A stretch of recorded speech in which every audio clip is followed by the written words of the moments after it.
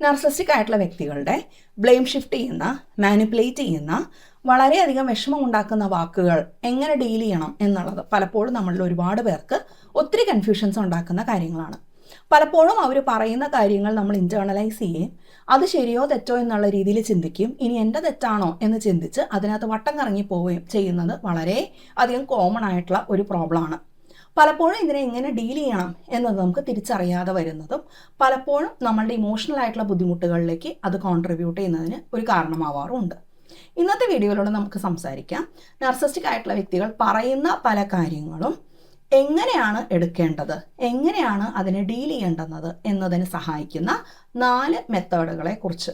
Narcissistic ആയിട്ടുള്ള വ്യക്തികൾ പറയുന്ന വാക്കുകൾ, അവർ പറയുന്ന കാര്യങ്ങൾ എന്താണ് പറയുന്നത് എന്ന് ഫോക്കസ് ചെയ്യുന്നതിന് പകരം ഈ 4 കാര്യങ്ങളിൽ ഫോക്കസ് ചെയ്യുകയാണെങ്കിൽ പലപ്പോഴും നിങ്ങൾക്കതിനെ പേഴ്സണലൈസ് ചെയ്യാതെ ഇതെന്നെ ഉദ്ദേശിച്ചാണ്, ഇതെന്നെ കുറിച്ചാണ് എന്ന് വ്യക്തിപരമായി എടുക്കുന്നതിന് പകരം, പേഴ്സണലായി എടുക്കുന്നതിന് പകരം അതിൽ നിന്ന് മുന്നോട്ട് കടക്കാനും അതിനെ കാണേണ്ട രീതിയിൽ കണ്ടുകൊണ്ട് അതിൽ നിന്ന് കുറച്ചും കൂടി ഡിറ്റാച്ച്ഡ് ആയിക്കൊണ്ട് മുന്നോട്ട് പോകാനായിട്ട് ഈ 4 വഴികൾ നിങ്ങളെ സഹായിക്കും. എല്ലാവർക്കും സീൻ ആൻഡ് ഹാർട്ട് ക്ലിനിക്കിൻ്റെ അടുത്തൊരു വീഡിയോയിലേക്ക് സ്വാഗതം.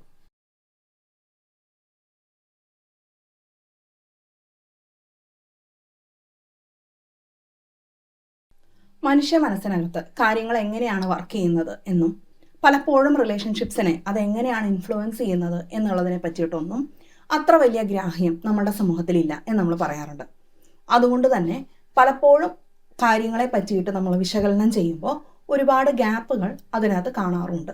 അത്തരം കാര്യങ്ങളിലുള്ള ഒരു അവയർനെസ് ജനങ്ങളിലേക്ക് എത്തിക്കുക എന്നുള്ള രീതിയിലാണ് സീൻ ആൻഡ് ഹാർട്ട് ക്ലിനിക്കിൻ്റെ എല്ലാ സോഷ്യൽ മീഡിയ പ്ലാറ്റ്ഫോംസും വർക്ക് ചെയ്യുന്നത്. നമുക്ക് യൂട്യൂബിൽ മാത്രമല്ല ഫേസ്ബുക്കിലും ഇൻസ്റ്റാഗ്രാമിലും പേജസ് ഉണ്ട്, വിസിറ്റ് ചെയ്യാനായിട്ട് മറക്കരുത്.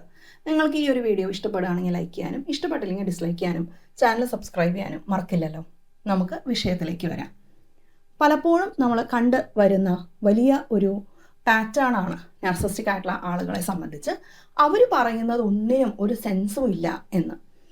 അങ്ങനെ പലപ്പോഴും അവനവൻ്റെ ഭാഗത്ത് നിന്ന് വാദിക്കുകയും അവരവിടെ പല പല രീതിയിൽ ബ്ലെയിം ഷിഫ്റ്റ് ചെയ്യുകയും അവിടെ പ്രൊജക്റ്റ് ചെയ്യുകയും മറ്റും ചെയ്യുന്ന സമയത്ത് നമ്മൾ വളരെ കൺഫ്യൂസ്ഡ് ആവും. എന്തിനാണ് അവർ ഇങ്ങനെയൊക്കെ പറയുന്നത്, ഇതിനിങ്ങനെ പറഞ്ഞാൽ പോരെ, ഇങ്ങനെ പറയുന്നത് എന്തിനാണ് എന്നൊക്കെ.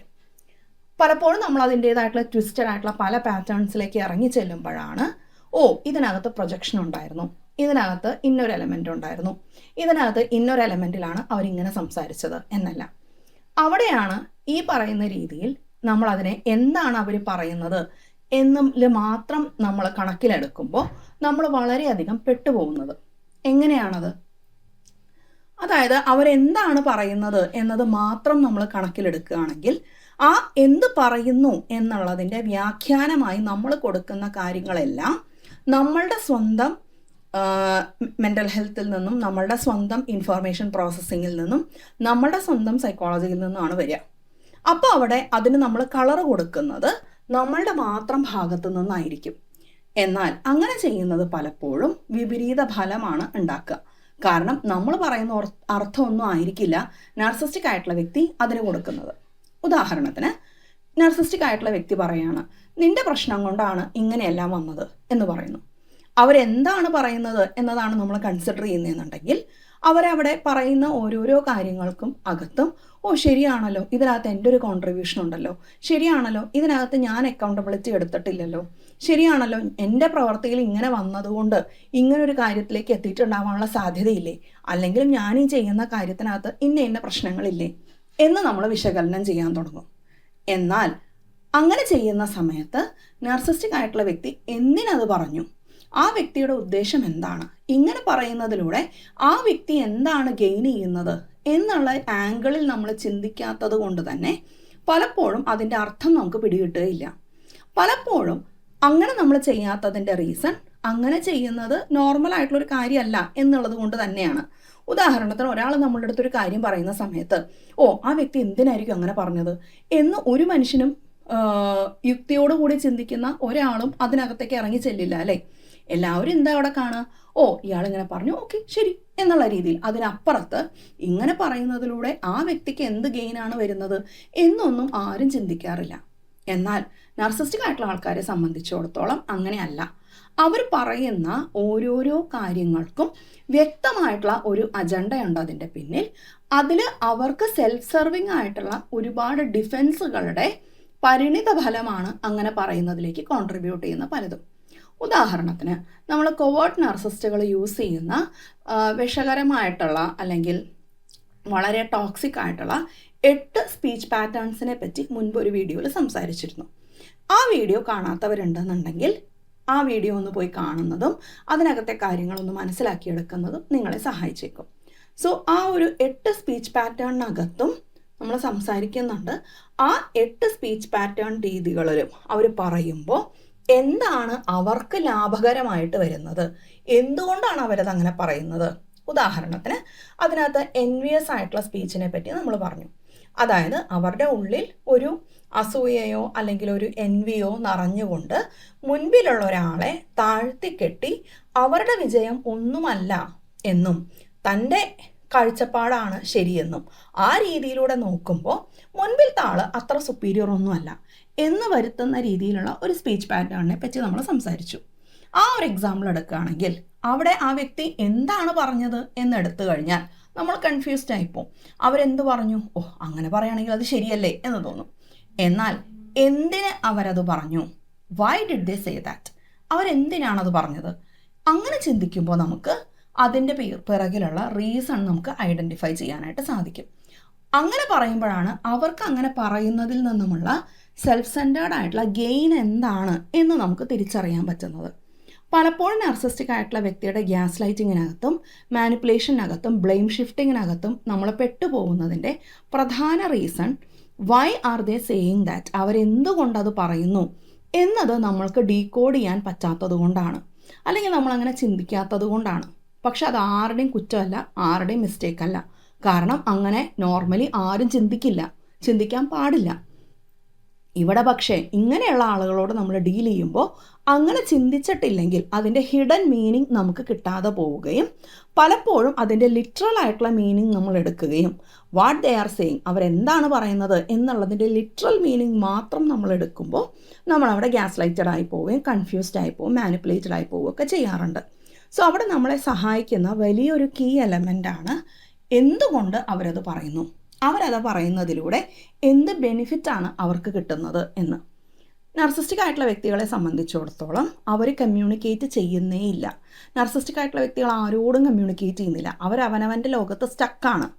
അങ്ങനെ അവനവൻ്റെ ലോകത്ത് സ്റ്റക്കായി നിൽക്കുന്ന ഇത്തരം ആളുകൾ അവർ പുറമേക്ക് ബ്രോഡ്കാസ്റ്റ് ചെയ്യുന്ന മെസ്സേജുകൾ പലതും കമ്മ്യൂണിക്കേറ്റ് ചെയ്യാനുള്ളതല്ല, അവരുടെ ഉള്ളിലെ പല കാര്യങ്ങളും നടക്കുന്നതിന് വേണ്ടിയിട്ടോ അവരുടെ ഉള്ളിൽ എന്തെങ്കിലും ഒരു ഷെയിമിനോ ആങ്സൈറ്റിക്കോ ഒക്കെ ഒരു സമാധാനം കിട്ടുന്ന രീതിയിലോ മുൻപിലുള്ള ഒരാളെ ഡീവാല്യൂ ചെയ്തുകൊണ്ട് തൻ്റെ സുപ്പീരിയോറിറ്റി ഉയർത്തി കാണിക്കുന്ന രീതിയിലോ ബ്ലെയിം ഷിഫ്റ്റ് ചെയ്യുന്ന രീതിയിലോ ഒക്കെയുള്ള ഒരു സന്ദേശമായിരിക്കും ആ മെസ്സേജിനകത്തുണ്ടാവുക.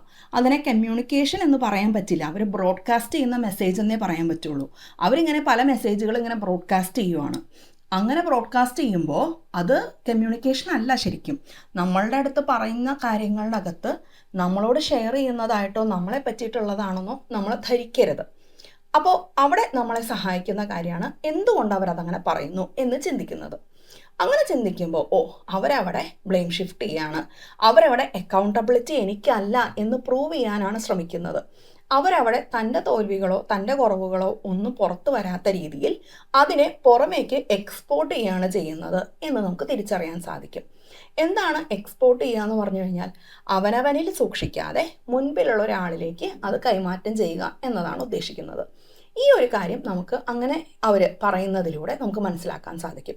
സോ അതിനകത്ത് ആദ്യം വരുന്ന ഒരു രീതിയാണ് why are they saying that എന്നുള്ളത് തിരിച്ചറിയുക എന്നുള്ളത്. അപ്പോൾ വൈ എന്നുള്ളതിന് ഒരു ചോദ്യത്തിന് നമുക്കൊരു ഉത്തരം കിട്ടുമ്പോൾ അവർ പറയുന്നതിൻ്റെ പിന്നിലുള്ള റീസൺ എന്താണ് എന്ന് ചിന്തിക്കാൻ നമ്മളെ സഹായിക്കും. സാധാരണ മനുഷ്യരെ പറ്റി നമ്മൾ ഒരിക്കലും അങ്ങനെ ചിന്തിക്കില്ല. അങ്ങനെ അവർ പറയുന്നതിൻ്റെ ലിറ്ററൽ മീനിങ് മാത്രം എടുക്കുകയായിരിക്കും നമ്മൾ ചെയ്യുന്നുണ്ടായിരിക്കുക. വേറൊരു എക്സാമ്പിൾ പറയുകയാണെങ്കിൽ, നീ ഇങ്ങനെ ചെയ്തത് കൊണ്ടാണ്, അല്ലെങ്കിൽ നിൻ്റെ ഭാഗത്ത് നിന്ന് ഇങ്ങനൊരു കാര്യം ഉള്ളത് കൊണ്ടല്ലേ ഇങ്ങനെ വന്നത് എന്ന് പറയുകയാണെന്ന് കരുതാം. അവിടെ അവരെന്താണ് പറയുന്നത്, നിൻ്റെ ഭാഗത്ത് ഇന്നൊരു കാര്യമുണ്ട്. അപ്പോൾ നമ്മൾ ചെയ്യുന്നത് എന്തായിരിക്കും, എൻ്റെ ഭാഗത്ത് ഇങ്ങനൊരു കാര്യമുണ്ടോ ശരിയാണോ തെറ്റാണോ, എൻ്റെ ഭാഗത്ത് ഇങ്ങനെയില്ലേ, നമ്മൾ നമ്മളിലേക്കാണ് തിരിയുന്നത്. എന്നിലേക്ക് തിരിഞ്ഞിട്ട് എൻ്റെ ഉള്ളിൽ എന്താണ് കാര്യം എന്നാണ് ഓർക്കുന്നത്. അതിന് പകരം why are they saying that, എന്തുകൊണ്ടാണ് അവരതങ്ങനെ പറയുന്നത് എന്ന് ചിന്തിക്കുമ്പോൾ ഫോക്കസ് നമ്മൾ തിരിച്ചവരിലേക്ക് വയ്ക്കും. ഓ, അവർക്ക് എന്ത് കാര്യത്തിനാണ് അവരത് പറയുന്നത്, അവർക്ക് എന്ത് ലാഭമാണ് അതിൽ നിന്ന് കിട്ടുന്നത്, അവർക്ക് എന്താണ് അതിൽ നിന്ന് നേടുന്ന സെൽഫ് സെൻറ്റേർഡ് ആയിട്ട് വരുന്ന ഒരു കാര്യം, അതിലൂടെ അവരവിടെ കമ്മ്യൂണിക്കേറ്റ് ചെയ്യാൻ അല്ലെങ്കിൽ അവർ ബ്രോഡ്കാസ്റ്റ് ചെയ്യാൻ ഉദ്ദേശിക്കുന്നത് എന്താണ് എന്നുള്ളത് നമുക്ക് തിരിച്ചറിയാനായിട്ട് സാധിക്കും. അതിലൂടെ നമ്മളത് പേഴ്സണലൈസ് ചെയ്യണോ, അത് ഞാൻ ഉള്ളിലേക്ക് എടുക്കണോ, അതിനെ ഉള്ളിലേക്ക് എടുക്കേണ്ട ആവശ്യമുണ്ടോ എന്നെല്ലാം ചിന്തിക്കാനായിട്ട് നമുക്ക് അവിടെ സാധിക്കും. രണ്ടാമതായി, ഇത്തരം സാഹചര്യങ്ങളിൽ നമ്മളെ സഹായിക്കുന്ന ഒരു കാര്യം എന്നുള്ളത്, നമ്മൾ ആസ് എ പേഴ്സൺ അവിടെ നർസിസ്റ്റിക് ആയിട്ടുള്ള വ്യക്തിയുടെ ലൈഫിൽ സെർവ് ചെയ്യുന്ന ഫങ്ഷൻ എന്താണ് എന്ന് ചിന്തിക്കുകയും ആ ഫങ്ഷൻ സെർവ് ചെയ്യുന്നതിന് വേണ്ടിയിട്ടാണോ അല്ലെങ്കിൽ ആ ഒരു ഫങ്ഷൻ ഇതാണ് എന്ന് ഉറപ്പിക്കുന്നതിന് വേണ്ടിയിട്ടാണോ അവരത് പറയുന്നത് എന്ന് ചിന്തിക്കുക എന്നുള്ളതാണ്. സോ നേരത്തെ പറഞ്ഞ എന്തുകൊണ്ട് അവർ പറയുന്നു എന്നുള്ളതിൻ്റെ ഒരു എക്സ്റ്റൻഷനാണിത്. അതായത് പലപ്പോഴും നർസിസ്റ്റിക് ആയിട്ടുള്ള വ്യക്തികളുടെ കണ്ണിൽ സ്കേപ്പ് ഗോട്ടഡ് ആയിട്ടുള്ള ആൾക്കാരുണ്ടായിരിക്കും, ഹൈറാർക്കിയിൽ താഴെ നിൽക്കുന്നവരുണ്ടായിരിക്കും, അല്ലെങ്കിൽ അവരെപ്പോഴും മുൻപിലുള്ള ഒരാൾക്ക് ഒരു റോള് അസൈൻ ചെയ്ത് കൊടുത്തിട്ടുണ്ടായിരിക്കും. സോ ആ റോള് എന്താണ്, എന്നിൽ അസൈൻ ചെയ്യപ്പെട്ടിട്ടുള്ള റോൾ എന്താണ്, ആ റോളിൽ നിന്ന് എന്ത് നേടുന്നതിനാണ് ഈ വ്യക്തി ഇത് പറയുന്നത് എന്നുള്ള ആംഗിളിൽ ചിന്തിക്കുന്നത് പലപ്പോഴും നമ്മളെ സഹായിക്കും. ഉദാഹരണത്തിന് നർസിസ്റ്റിക് ഫാമിലി സിസ്റ്റംസ് എടുത്ത് നോക്കുമ്പോൾ ഗോൾഡൻ ചൈൽഡുകൾ ഉണ്ടായിരിക്കും, അല്ലെങ്കിൽ സ്കേപ്പ് ഗോട്ടഡ് ആയിട്ടുള്ള ചിൽഡ്രൻ ഉണ്ടായിരിക്കും. സോ അപ്പോൾ അവിടെ പലപ്പോഴും നർസിസ്റ്റിക് ആയിട്ടുള്ള വ്യക്തിയുടെ ഷെയിം മുഴുവനായിട്ടും ഡംപ് ചെയ്യുന്നത് ഈ സ്കേപ്പ് ഗോട്ടഡ് ആയിട്ടുള്ള ചൈൽഡിൻ്റെ പുറത്തായിരിക്കും. അതുകൊണ്ട് തന്നെ സ്കേപ്പ് ഗോട്ടഡ് ആയിട്ടുള്ള ചൈൽഡ് എന്ന് പറയുന്ന വ്യക്തി തന്നെ നർസിസ്റ്റിക് ആയിട്ടുള്ള വ്യക്തിയുടെ എല്ലാ ഷെയിമും എല്ലാ ബുദ്ധിമുട്ടേറിയ ഫീലിങ്സും ഡംപ് ചെയ്യുന്ന ഒരു ഡംപിങ് ഗ്രൗണ്ട് ആയിരിക്കും ഈ സ്കേപ്പ് ഗോട്ടായിട്ടുള്ള ചൈൽഡിൻ്റെ തല. അപ്പോൾ അതുകൊണ്ട് തന്നെ ഇവരവിടെ എന്തുകൊണ്ടത് പറയുന്നു എന്ന് ചോദിക്കുമ്പോൾ നമുക്ക് ചിലപ്പോൾ ഒരു ഐഡിയ കിട്ടണം എന്നില്ല. എന്നാൽ സ്കേപ്പ് ഗോട്ടഡ് ആയിട്ടുള്ള ഒരു ചൈൽഡാണ് ഞാനെന്നും ഈ സ്കേപ്പ് ഗോട്ടഡ് ആയിട്ടുള്ള ചൈൽഡ് എന്നുള്ളത് നർസിസ്റ്റിക് ആയിട്ടുള്ള വ്യക്തിയുടെ ഷെയിം എല്ലാം ഡംപ് ചെയ്യാനുള്ളതാണ് എന്നും തിരിച്ചറിയുമ്പോൾ നമുക്ക് അവിടെ ഒരു ക്ലാരിറ്റി കിട്ടും.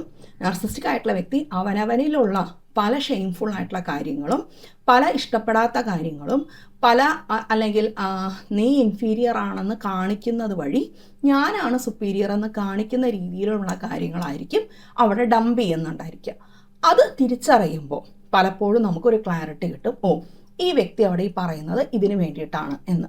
ഉദാഹരണത്തിന്, നീ ഭയങ്കര സ്വാർത്ഥനാണ്, നീ ഭയങ്കര സ്വാർത്ഥയാണ്, നീ അവിടെ ഒരിക്കലും വേറൊരാളുടെ കാര്യങ്ങളും നീ കൺസിഡർ ചെയ്യില്ല, അല്ലെങ്കിൽ നീ എപ്പോഴും അങ്ങനെയാണ് ഇങ്ങനെയാണ് എന്നുള്ളതെല്ലാം ഒരു സ്കേപ്പ് ഗോട്ടഡ് ആയിട്ടുള്ള ചൈൽഡിനോടാണ് നർസിസ്റ്റിക് ആയിട്ടുള്ള വ്യക്തി പറയുന്നത് എന്നുണ്ടെങ്കിൽ പലപ്പോഴും നമ്മൾ ചെയ്യുന്നത് നമ്മളതിനെ ഇൻറ്റേർണലൈസ് ചെയ്യും. ഇൻറ്റേർണലൈസ് ചെയ്യുക എന്ന് പറഞ്ഞാൽ എന്താണ്, ഞാൻ ശരിക്കും അങ്ങനെയാണോ എന്ന് ചിന്തിക്കും. അല്ലെങ്കിൽ രൂപത്തെ പറ്റിയിട്ട് കുറ്റപ്പെടുത്തി സംസാരിക്കുകയാണെന്ന് കരുതാം, കാണാൻ കൊള്ളില്ല, അല്ലെങ്കിൽ സംസാരം ശരിയല്ല എന്നിങ്ങനെയുള്ള വളരെ ഡീമീനിങ് ആയിട്ട് വളരെയധികം ഡിവാല്യൂ ചെയ്തുകൊണ്ട് പറയുകയാണെന്ന് കരുതാം. സോ അങ്ങനെ പറയുമ്പോൾ പലപ്പോഴും നമുക്ക് മനസ്സിലാവില്ല എന്തിനാണ് ഇവരിത് പറയുന്നത് എന്ന്. അവിടെയാണ് ആ റോൾ എന്നുള്ളത് തിരിച്ചറിയുന്നത് നമ്മളെ സഹായിക്കുക. റോൾ എന്ന് പറയുമ്പോഴത്തേക്കും സ്കേപ്പ് ഗോട്ടഡ് ആയിട്ടുള്ള ഒരു ചൈൽഡാണ് എന്നുണ്ടെങ്കിൽ ആ വ്യക്തിയുടെ റോൾ ഇതാണ്, നർസിസ്റ്റിക് ആയിട്ടുള്ള വ്യക്തി പുറമേക്ക് ഡംപ് ചെയ്യുന്ന ഷെയിം മുഴുവനും കളക്ട് ചെയ്യുക എന്നുള്ളതാണ്. അതുകൊണ്ട് തന്നെ മിക്കവാറും നർസിസ്റ്റിക് ആയിട്ടുള്ള വ്യക്തിക്ക് അവനവനെ പറ്റി തന്നെ നിൽക്കുന്ന പല ഷെയിമുകളോ അല്ലെങ്കിൽ ഞാൻ അങ്ങനെയല്ല, ഞാൻ നിന്നേക്കാളും സുപ്പീരിയർ ആണ് എന്ന് പ്രൂവ് ചെയ്യുന്നതിന് സഹായിക്കുന്ന കാര്യങ്ങളൊക്കെ ആയിരിക്കും ഈ ഒരു സ്കേപ്പ് ഗോട്ടഡ് ആയിട്ടുള്ള ചൈൽഡിനോട് പറയുന്നുണ്ടായിരിക്കാം. സോ പലപ്പോഴും ആ റോൾ എന്നുള്ളത് നമ്മളെ പലപ്പോഴും സഹായിക്കുന്ന ഒരു കാര്യമാണ്. വേറൊരു ഉദാഹരണം പറഞ്ഞു കഴിഞ്ഞാൽ, നമ്മളവിടെ ഒരു പേഴ്സണൽ അസിസ്റ്റൻ്റ് ആയിട്ടുള്ള റോളാണെന്ന് കരുതാം. ആ ഒരു ഫാമിലി സിസ്റ്റത്തിനകത്ത് ഈ റോളാണ് നമുക്കുള്ളത് എന്നുണ്ടെങ്കിൽ നർസിസ്റ്റിക് ആയിട്ടുള്ള വ്യക്തി പറയുന്ന പല കാര്യങ്ങളും നീ നിൻ്റെ റോള് ഭംഗിയായിട്ട് ചെയ്യുന്നില്ല എന്നോ നീ ആ റോള് കൂടുതൽ ചെയ്യണമെന്നാണ് എൻ്റെ ആവശ്യമെന്നോ അർത്ഥം വരുന്ന രീതിയിലുള്ള സംസാരങ്ങളായിരിക്കും കൊണ്ടുവരുന്നുണ്ടായിരിക്കുക. സോ പലപ്പോഴും ആ ഫാമിലി റോൾ എന്താണ്, അല്ലെങ്കിൽ ഞാൻ എന്ന വ്യക്തിക്ക് നർസിസ്റ്റിക് ആയിട്ടുള്ള വ്യക്തിയുടെ ജീവിതത്തിൽ അസൈൻ ചെയ്ത് തന്നിട്ടുള്ള റോൾ എന്താണ്, പലപ്പോഴും അത് ഫാമിലി സിസ്റ്റം റിലേറ്റഡ് റോൾസ് മാത്രമായിരിക്കണമെന്നില്ല. വ്യക്തിഗതമായിട്ടും അവർ പല റോളുകളും പല ആളുകൾക്കും കൊടുക്കാറുണ്ട്. ഉദാഹരണത്തിന്, നർസിസ്റ്റിക് ആയിട്ടുള്ള ഒരു ഹസ്ബൻഡിനെ ഇമാജിൻ ചെയ്യാം. അവിടെ നർസിസ്റ്റിക് ആയിട്ടുള്ള ഈ ഒരു ഹസ്ബൻഡ് ആയിട്ടുള്ള വ്യക്തി തൻ്റെ പാർട്ട്ണറിൽ നിന്ന് അസൈൻ ചെയ്തിട്ടുള്ള റോൾ എന്നുള്ളത് വീട്ടിലെ കാര്യങ്ങളെല്ലാം പെർഫെക്റ്റ് ആയിട്ട് ചെയ്യുന്ന ഒരു ഭാര്യ എന്നതാണെങ്കിൽ ആ റോളിൽ നിന്നുകൊണ്ട് അവരെന്തുകൊണ്ട് ചെയ്യുന്നില്ല എന്നും ആ റോള് ചെയ്യുന്നതിൽ അവർ മോശക്കാരനോ മോശക്കാരിയോ ആണ് എന്നുള്ള രീതിയിലായിരിക്കും ഡിവാല്യൂ ചെയ്യുന്നുണ്ടായിരിക്കുക. വേറൊരു ഉദാഹരണം പറഞ്ഞാൽ, ഈ ഒരു ഭാര്യയ്ക്ക് അവിടെ വീട്ടിലത്തെ കാര്യങ്ങളല്ല, മേ ബി പൈസ എല്ലാം ഉണ്ടാക്കി ജോലി ചെയ്ത് വരുമാനം ഉണ്ടാക്കി കുടുംബം നടത്തേണ്ടത് ഭാര്യയാണ് എന്നുള്ളൊരു മൈൻഡിലാണ് ഈ ഒരു നർസിസ്റ്റിക് ആയിട്ടുള്ള ഹസ്ബൻഡ് ഉള്ളത് എന്ന് കരുതാം. അങ്ങനെ ഒരു ഉദാഹരണത്തിൽ അവിടെ ഭാര്യയ്ക്ക് അസൈൻ ചെയ്തിട്ടുള്ള റോള് പൈസ ഉണ്ടാക്കുക, എൻ്റെ കാര്യങ്ങളെല്ലാം കുറവില്ലാതെ നടത്തുക എന്നുള്ളതായിരിക്കാം. അപ്പോൾ അവിടെ ഈ ഒരു വ്യക്തി ആ റോള് ചെയ്യുന്നില്ല എന്നോ ആ റോള് ചെയ്യേണ്ടത് നീയാണ് എന്നുള്ള രീതിയിലോ ഉള്ള രീതിയിലായിരിക്കാം സംസാരിക്കുന്നത്. സോ ഒരു ഫാമിലി സിസ്റ്റം എന്നുള്ള രീതിയിൽ മാത്രമുള്ള റോളുകളല്ല, അതുകൂടാതെ ഈ വ്യക്തി അവരുടെ മനസ്സിൽ നമുക്ക് എന്ത് റോളാണോ ഇമാജിൻ ചെയ്തിട്ടുള്ളത് ആ റോള് നമ്മൾ നടത്തിയില്ല, നമ്മൾ ചെയ്തിട്ടില്ല എന്നുള്ള രീതിയിലും പറയുന്നതായിരിക്കാം എന്ന് തിരിച്ചറിയുന്നത് നമ്മളെ സഹായിക്കും. അതാണ് രണ്ടാമതായി വരുന്ന പാറ്റേൺ.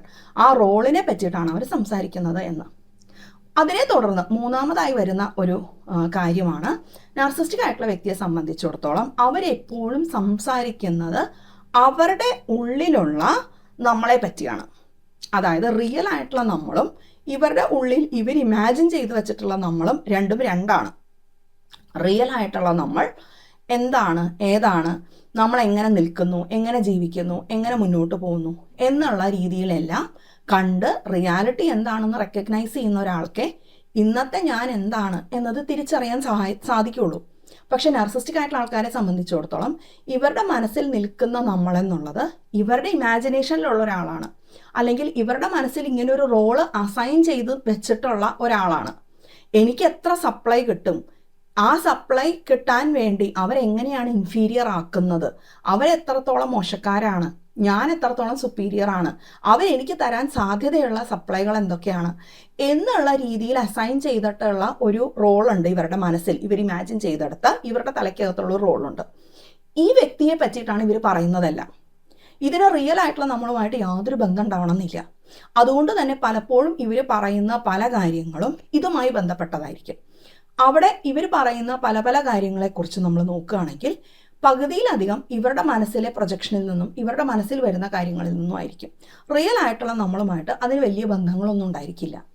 സോ അതുകൊണ്ട് തന്നെ അവരുടെ മനസ്സിൽ അവർ ക്രിയേറ്റ് ചെയ്തിട്ടുള്ള ഒരു ഇമേജ് എന്ന് പറയുന്നത് ഒരിക്കലും പ്രസൻറ്റിലെ നമ്മളുമായിട്ടുള്ള കണക്ഷൻ ഉണ്ടാവാനുള്ള സാധ്യത കുറവാണ്. അതിന് അവർ ആ മനസ്സിൽ വെച്ചിട്ടുള്ള ഇമേജിന് ഉള്ള കുറവുകളാവട്ടെ, അല്ലെങ്കിൽ അങ്ങനെയുള്ള ഒരു കാര്യത്തിന് വരുന്ന അവർ പറയുന്ന കാര്യങ്ങളാവട്ടെ, ഇതെല്ലാം തന്നെ ഇവരുടെ മനസ്സിനകത്ത് നിൽക്കുന്നതാണ്. പലപ്പോഴും ആ ഒരു ഇമേജ് എന്നുള്ളത് വളരെ സപ്ലൈ തരുന്ന ഒരാളായിരിക്കാം, അല്ലെങ്കിൽ ഇവരോട് ദ്രോഹിക്കുന്ന, ഇവരെ എനിമിയായി കണക്കാക്കുന്ന, ഇവരുടെ ജീവിതത്തിലെ വില്ലനായി കണക്കാക്കുന്ന ഒരു ഇമേജ് ആയിരിക്കാം. ഇതൊന്നും റിയൽ ആയിട്ടുള്ള നമ്മളുമായിട്ട് യാതൊരു ബന്ധം ഉണ്ടാവണമെന്നില്ല.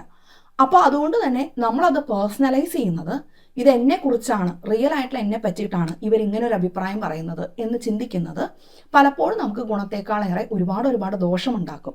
കാരണം നമുക്കത് ഒരുപാട് മനപ്രയാസം ഉണ്ടാക്കും, നമുക്ക് അവിടെ ഒരുപാട് ഡിഫിക്കൽട്ട് ആയിട്ടുള്ള ഇമോഷൻസ് അവിടെ ഉണ്ടാവും.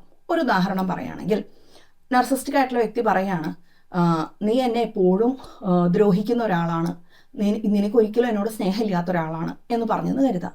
അപ്പോൾ നമ്മൾ ചിന്തിക്കുന്നത്, ദൈവമേ, ഞാൻ എത്രത്തോളം സ്നേഹം കാണിച്ചിട്ടുണ്ട്, ഞാൻ എത്രത്തോളം സ്നേഹം പ്രകടിപ്പിച്ചിട്ടുണ്ട്, എനിക്ക് വേണ്ടതെല്ലാം ഞാൻ ചെയ്തിട്ടുണ്ട്, എന്നിട്ടും എന്തുകൊണ്ടാണ് ഈ വ്യക്തിക്ക് എൻ്റെ സ്നേഹം മനസ്സിലാവാത്തത് എന്ന് ചിന്തിക്കുമ്പോൾ നമ്മൾ പേഴ്സണലൈസ് ചെയ്യാണ്. എന്നാൽ ഈ വ്യക്തി അവനവൻ്റെ തലയിലുള്ള എന്നെ പറ്റിയാണ് പറയുന്നത്. അവനവൻ്റെ മനസ്സിലുള്ള എനിക്ക് അദ്ദേഹത്തിനോട് സ്നേഹമില്ല, ഈ വ്യക്തിയോട് സ്നേഹമില്ല എന്നാണ് ഈ വ്യക്തി പറയുന്നത്. റിയൽ ആയിട്ടുള്ള ഞാനുമായിട്ട് അതിന് യാതൊരു ബന്ധവുമില്ല. ഇനി റിയൽ ആയിട്ടുള്ള ഞാൻ എത്രയൊക്കെ ശ്രമിച്ചാലും ഈ വ്യക്തിയുടെ ഇമാജിനേഷനിലുള്ള ഞാൻ മാറുന്നില്ലല്ലോ, കാരണം അത് ആ വ്യക്തിയുടെ കയ്യിലുള്ളതല്ലേ. ഇത് തിരിച്ചറിയുമ്പോൾ നമുക്ക് അവിടെ കുറച്ചും കൂടി ക്ലാരിറ്റി കിട്ടുകയും നമുക്ക് അവിടെ കുറച്ചും കൂടി ബൗണ്ടറീസ് കീപ്പ് ചെയ്യാനും നമുക്ക് അവിടെ ഇത് പേഴ്സണലൈസ് ചെയ്തെടുക്കാതെ കുറച്ചും കൂടി മാറി നിന്നുകൊണ്ട് കാണാനും അതൊരുപാട് സഹായിക്കും. സോ റിയൽ ആയിട്ടുള്ള എന്നെക്കുറിച്ച് തന്നെയല്ല ഈ വ്യക്തി പറയുന്നത് എന്നും ഈ വ്യക്തിയുടെ മനസ്സിനകത്തുള്ള ഇമാജിനേഷനിലുള്ള ആളെ പറ്റിയിട്ടാണ് ഈ വ്യക്തി പറയുന്നത് എന്നുമുള്ള ഒരു തിരിച്ചറിവ് നമ്മളെ ഒരുപാട് സഹായിക്കും. അടുത്ത നാലാമതായി നമ്മളെ സഹായിക്കുന്ന ഒരു കാര്യം എന്നുള്ളത്, പലപ്പോഴും ഇവർ അക്യൂസ് ചെയ്യുന്ന പല കാര്യങ്ങളും, ഇവർ പലപ്പോഴും പല കാര്യങ്ങളും നമ്മളുടെ മേലെ അക്യൂസ് ചെയ്യും, നമ്മളുടെ മേലെ അവർ ഒരു കുറ്റം ചാരും. നമ്മളിങ്ങനെ ചെയ്തു, നമ്മൾ അങ്ങനെ ചെയ്തു, നമ്മളിങ്ങനെയാണ്, നമ്മൾ അങ്ങനെയാണ് എന്നെല്ലാം അവർ അക്യൂസ് ചെയ്യും. അങ്ങനെ അക്യൂസ് ചെയ്യുന്ന പല കാര്യങ്ങളും യഥാർത്ഥത്തിൽ അവരുടെ ഉള്ളിൽ നടക്കുന്ന കാര്യങ്ങളാണ് അവർ അക്യൂസ് ചെയ്യുന്നത്. കാരണം നാർസിസ്റ്റിക് ആയിട്ടുള്ള ആൾക്കാർ വളരെയധികം പ്രൊജക്റ്റ് ചെയ്യുന്നവരാണ് അല്ലേ. അവനവന്റെ മനസ്സിലുള്ള കാര്യങ്ങളാണ് അവർ പുറമേക്ക് പ്രൊജക്റ്റ് ചെയ്യുന്നത്. അവർക്ക് റിയാലിറ്റിയിൽ പുറത്ത് എന്താ നടക്കുന്നതെന്നുള്ളതിനെ പറ്റിയിട്ട് ഒരു ധാരണയില്ല. അവനവന്റെ ഉള്ളിലത്തെ ലോകത്ത് മാത്രം ജീവിക്കുന്നവരാണ്. അതുകൊണ്ട് തന്നെ അവർ പല പല കാര്യങ്ങളും അക്യൂസ് ചെയ്യും, നമ്മളുടെ മേലെ കുറ്റം ചാരും. ഇതെല്ലാം തന്നെ അവനവന്റെ പ്രൊജക്ഷനിലൂടെ വരുന്ന കാര്യങ്ങളാവാനാണ് സാധ്യത. അതുകൊണ്ട് തന്നെ പലപ്പോഴും നമുക്ക് അവിടെ ഇത് പ്രൊജക്ഷനാണ്, ഇത് അവരെൻ്റെ മേലെ അക്യൂസ് ചെയ്യുന്നത്, ഇവരുടെ ഉള്ളിൽ മിക്കവാറും നടക്കുന്നത് ഇങ്ങനെയാണ് എന്ന് തിരിച്ചറിയുമ്പോൾ നമുക്ക് കുറേയധികം ക്ലാരിറ്റി കിട്ടുകയും അതിനെ പേഴ്സണലൈസ് ചെയ്യാതെ മുന്നോട്ട് പോകാനായിട്ട് നമുക്ക് സഹായിക്കുകയും ചെയ്യും. ഉദാഹരണത്തിന് ഈ വ്യക്തി പറയുകയാണെന്ന് കരുതാം, നീ അല്ലെങ്കിലും ഭയങ്കര സ്വാർത്ഥയാണ്, അല്ലെങ്കിൽ നീ ഭയങ്കര സ്വാർത്ഥനാണ്, നിനക്ക് ഇങ്ങനെ വന്നു കഴിഞ്ഞാലാണ് നീ എപ്പോഴും ഇങ്ങനെ ചെയ്യുള്ളൂ, അങ്ങനെയാണ് നീ എന്ന് പറഞ്ഞു എന്ന് കരുതാം, എന്തെങ്കിലും ആവട്ടെ. അപ്പം നമ്മൾ അവിടെ അയ്യോ ഞാൻ അങ്ങനെയല്ലല്ലോ. അപ്പം നമ്മൾ എക്സ്പ്ലെയിൻ ചെയ്യണം, നോക്ക് ഞാൻ അങ്ങനെയല്ല, ഞാൻ അങ്ങനെ ഒരിക്കലും ചിന്തിച്ചിട്ടില്ല, ഞാൻ അങ്ങനെ ഒരിക്കലും ചെയ്തിട്ടില്ല, നിങ്ങൾ എന്തിനാ ഇങ്ങനെ ചിന്തിക്കുന്നത്, ഞാൻ അങ്ങനെ ചെയ്തിട്ടില്ല എന്ന് കണ്ടില്ലേ, മുൻപത്തെ എത്ര സിറ്റുവേഷൻസ് എടുത്ത് നോക്കും, അവിടെ ഒന്നും ഞാനത് ചെയ്തിട്ടില്ല എന്ന് നമ്മൾ സ്വയം പ്രൂവ് ചെയ്യുന്നതിന് വേണ്ടി ശ്രമിക്കും. എന്നാൽ ഈ വ്യക്തിക്ക് നമ്മൾ ഈ പ്രൂവ് ചെയ്യുന്നത് തിരിച്ചറിയാനായിട്ടുള്ള വെളിവുണ്ടോ? ഇല്ല. നമ്മൾ ഈ പ്രൂവ് ചെയ്യുന്നത് മനസ്സിലാക്കി നമ്മളെ ഒരു വ്യക്തിയെ മനസ്സിലാക്കാനുള്ള കഴിവുണ്ടോ? ഇല്ല. ഈ വ്യക്തി അവനവന്റെ തലയിലുള്ള സ്റ്റോറിയിലാണ് നിൽക്കുന്നത്. അവിടെ മുൻപിലുള്ള ഒരു വ്യക്തിയെ അക്യൂസ് ചെയ്യുന്നത് വഴി അവരവിടെ അവനവനിലെ കാര്യങ്ങൾ മുൻപിലുള്ള ഒരാളിലേക്ക് എക്സ്പോർട്ട് ചെയ്യാണ്, ചാർത്തി കൊടുക്കുകയാണ് ചെയ്യുന്നത്. അങ്ങനെ ചെയ്ത് കഴിയുമ്പോഴും അവരവിടെ അവനവന്റെ ഉള്ളിലേക്ക് തിരിഞ്ഞു നോക്കുമ്പോൾ സ്വയം ന്യായീകരിക്കുകയാണ് ചെയ്യുന്നത്, സ്വയം ജസ്റ്റിഫൈ ചെയ്യുകയാണ് ചെയ്യുന്നത്, എനിക്ക് നിന്നെ അബ്യൂസ് ചെയ്യാനായിട്ടുള്ള റൈറ്റ് ഉണ്ട് എന്ന്. ഉദാഹരണത്തിന് നമ്മൾ അങ്ങനെ ചെയ്യാത്ത ഒരാളാണ് എന്നുണ്ടെങ്കിൽ നമ്മളെ എവിടെ ദ്രോഹിക്കുന്നതിനോ നമ്മളെ ബുദ്ധിമുട്ടിക്കുന്നതിനോ ഒരു ജസ്റ്റിഫിക്കേഷൻ അവിടെ ഇല്ല അല്ലേ. പക്ഷേ യഥാർത്ഥത്തിൽ നമ്മൾ അവരെ അങ്ങനെ ദ്രോഹിക്കുന്ന ഒരാളാണ് എന്നുണ്ടെങ്കിലോ അപ്പൊ അവർ ചെയ്യുന്നതിനെല്ലാം ജസ്റ്റിഫിക്കേഷൻ ഉണ്ട്, അവർ ചെയ്യുന്നതിനെല്ലാം അവർക്ക് ന്യായമുണ്ട്. സോ അവനവന് ന്യായമുള്ള ഒരു കാര്യം അവരെന്തിനു വിട്ടുകളയണം? ആ രീതിയിൽ കണക്കാക്കുമ്പോൾ അവർ നമ്മളെ അക്യൂസ് ചെയ്യുന്ന പല കാര്യങ്ങളും ഒന്ന് അവരുടെ മനസ്സിൽ നിന്ന് തന്നെയാണ് വരുന്നത് എന്നും, രണ്ട് അങ്ങനെ പറയുന്നതിലൂടെ അവനവന് എന്ത് തോന്നിവാസം ചെയ്യുന്നതിന് വേണ്ടിയിട്ടുമുള്ള ഒരു ജസ്റ്റിഫിക്കേഷനാണ് അവിടെ ലഭിക്കുന്നത് എന്നും തിരിച്ചറിയുന്നതിലൂടെ നമുക്ക് അവിടെ അതിനെ പേഴ്സണലൈസ് ചെയ്യാതെ മാറി നിൽക്കാനായിട്ട് നമുക്ക് സാധിക്കും. അങ്ങനെ നോക്കുമ്പോൾ അവരുടെ സെൽഫ് സെൻറ്റേർഡ് ആയിട്ടുള്ള ഗോളുകൾ അച്ചീവ് ചെയ്യുന്നതിന് വേണ്ടിയിട്ടുള്ള ഒരു മാർഗം മാത്രമാണ് മുൻപിലുള്ള വ്യക്തിയെ അക്യൂസ് ചെയ്യുക എന്നുള്ളതും, അതിനുവേണ്ടി അവർ യൂസ് ചെയ്യുന്നത് അവനവന്റെ ഉള്ളിലെ ഡാറ്റയാണ്, ഇൻഫോർമേഷനാണ് എന്നും തിരിച്ചറിയുന്നത് ഇമോഷണലി ഡിറ്റാച്ച് ചെയ്യുന്നതിന് നമ്മളെ ഒരുപാട് സഹായിക്കും. സോ ഈ 4 രീതികളിലും ചിന്തിക്കുന്നതിലൂടെ നാർസിസ്റ്റിക് ആയിട്ടുള്ള വ്യക്തിയുടെ വാക്കുകളെ ഉള്ളിലേക്ക് എടുക്കാതെ നിങ്ങൾക്ക് അവിടെ തരം തിരിച്ച് അതിനെ കാണാനും നിങ്ങളുടെ ഉള്ളിൽ തന്നെ മാറ്റങ്ങൾ വരുത്തി മുന്നോട്ട് പോകാനും സാധിക്കും. ഈ പറഞ്ഞ കാര്യങ്ങളിൽ നിങ്ങളുടെ എക്സ്പീരിയൻസ് എന്താണ്? കമന്റിലൂടെ രേഖപ്പെടുത്താമോ? ഇനിയും അടുത്തൊരു ദിവസം അടുത്തൊരു വീഡിയോയിലൂടെ കാണുന്നവരെ എല്ലാവർക്കും നന്ദി, നമസ്കാരം.